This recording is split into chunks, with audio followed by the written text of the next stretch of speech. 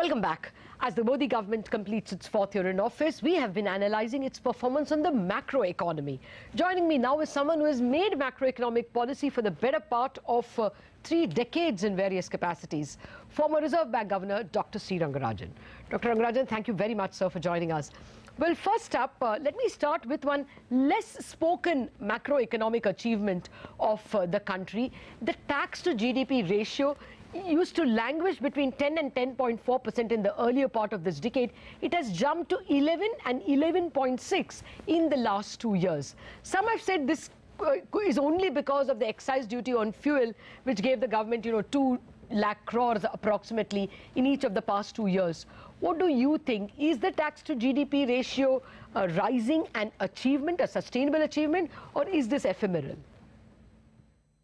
The term fiscal deficit has to be interpreted carefully. One can have a fiscal deficit of 3.5% or 3% of the GDP at various levels of expenditure and revenue levels. Therefore, in some sense, the fiscal deficit by itself does not clearly indicate the fiscal stance of the policy. There is a growing pressure on expenditures to increase, and therefore the expenditure to GDP ratio, the public expenditure to GDP ratio will rise, and therefore in order to maintain the fiscal deficit at 3 to 3.5% of GDP, the revenue to GDP ratio must grow. And it is a good thing that it has happened. Partly it is because of what you mentioned about the bonanza coming from the excise duty on petroleum products. But there are also indications of both personal income tax and corporation tax also rising. And there are indications that the tax returns that are being filed have increased quite considerably. The question is, we have to really do something about the petroleum prices. Some adjustment in excise duty may be called for, but we should not throw away the benefit that we have got as a result of the excise duty on petroleum products.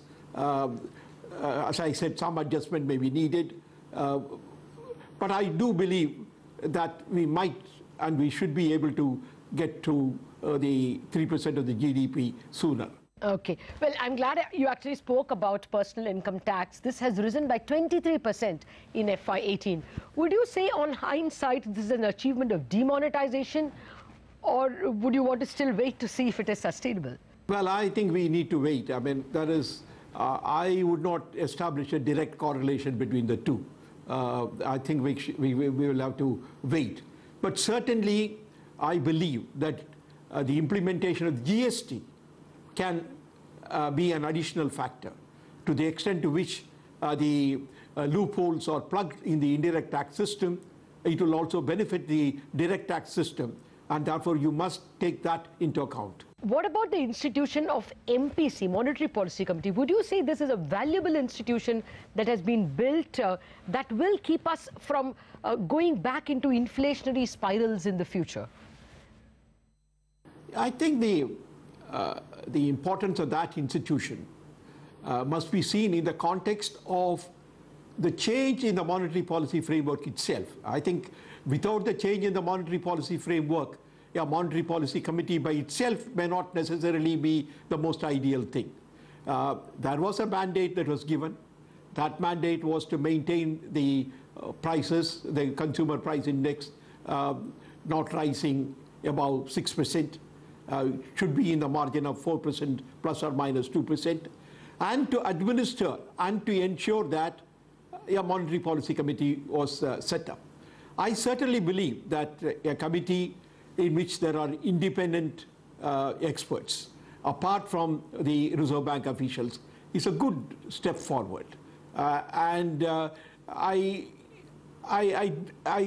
think that the minutes of the Monetary Policy Committee have really helped people to understand better why the Monetary Authority is doing what it is doing. And therefore, I think it's a institutional innovation which is good for the country and good for the implementation of monetary policy. Okay. Well, let me quickly get through the other two institutions I want to check with you. So the insolvency law, would you say that is a clear, huge achievement of this government?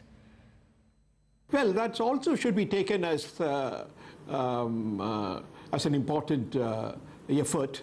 Once again, this Insolvency Act is not also the product of one government. It is really, it has been discussed over several years, and it so happened that it has been implemented, and it is a good thing. And perhaps it will take us some more time to understand how the act can be amended in order to make it more effective. But the idea is good, and it has had already a good effect. Okay. Well, let me finally come to public sector banks, sir. They are in a sorry state. The government has tried some Gyan Sangams and bank board bureaus, but just look at the state of the public sector bank results, fourth quarter results. Is this a failure of this government to not be able to rethink and reimagine public sector banks? No, I think everything that happens in a particular period can be described as a legacy. In that sense, yes, it is a legacy because the slowdown in growth happened or started happening from an earlier period. And therefore, the slowdown in growth itself is one of the factors responsible for the difficulty in which the banking system has been placed. I do not know whether you remember the old adage which says, bad loans are sown in good times.